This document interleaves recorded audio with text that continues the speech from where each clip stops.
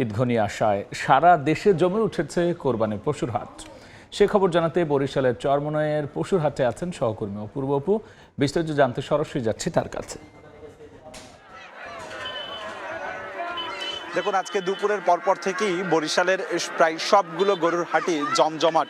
ক্রেতা বিক্রেতাদের ভিড়ে উপচে পড়া ভিড় রয়েছে এবং এই ধারণাটি বেশ আগে থেকেই করা হচ্ছিল যে বৃহস্পতিবার দুপুরের পরপর ক্রেতা বিক্রেতাদের ভিড় বাড়বে প্রত্যেকটি হাটে এবং জমজমাট হবে। সেটি আসলে পূর্ণ হলো।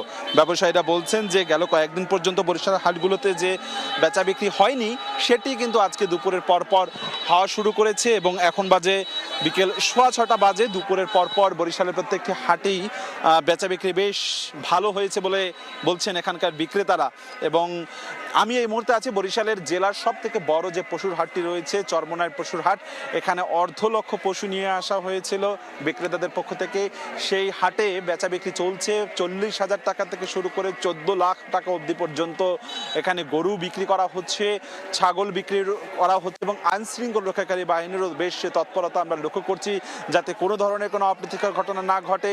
সেই জায়গা থেকে আইন শৃঙ্খলা রক্ষাকারী বাহিনীর তৎপরতা কিন্তু আমরা গেল কয়েকদিন পর্যন্ত দেখেছি। বিশেষ করে আজকে বরিশাল র্যাব 8-এর অধিনায়ক নিস্তার আহমেদ এবং বরিশাল মেট্রোপলিটন পুলিশের কমিশনার শফিকুল ইসলাম তারা সশরীরে নেমে বিভিন্ন হাটে পরিদর্শন করেছেন বলে জানানো হয়েছে। এবং আগুল ঝাড়াতে 4 জন চাঁদাবাজকে গ্রেপ্তার করা হয়েছে চাঁদাবাজির অপরাধের কারণে।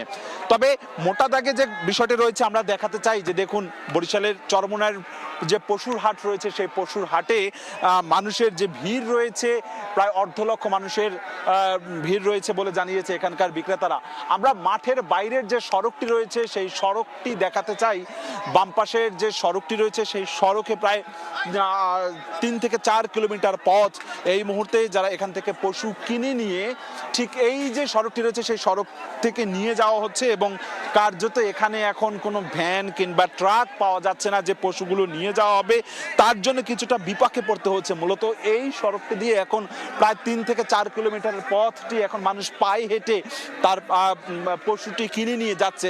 তবে এই পথ থেকে যারাই যাচ্ছে না কেন আমরা দেখছি সবার চোখে মুখে এক ধরনের হাসির ঝিলিক এবং যে এই পশুর হাটে যে চিরাচিরত যে আওয়াজটি শোনা যায় সেটা হচ্ছে কত দাম, যে দামে কিনেছে সেই দামটি বলছে এবং এই যে কত দাম কত নেওয়া হচ্ছে তার মধ্য থেকে কিন্তু একটা আনন্দের রেশ দেখছি। এখানে যেমনি বয়স্করা এসেছে তেমনি বাচ্চাদেরকে অনেকে নিয়ে এসেছে এই পশুর হাটের সাথে পরিচিত করবার জন্য এবং পশুটি কিনে নিয়ে যাওয়া হচ্ছে। মোটামুটি বরিশালের এই হাটে ক্রেতা বিক্রেতা মিশ্র প্রতিক্রিয়া শুনেছি, তারা উভয় খুশি বলছে। আমার কাছে সবশেষ বিকেল পর্যন্ত এতটুকুই খবর ছিল। কোরবানির পশুর হাটের খবর নিয়ে আমরা সরাসরি ছিলাম বরিশালে।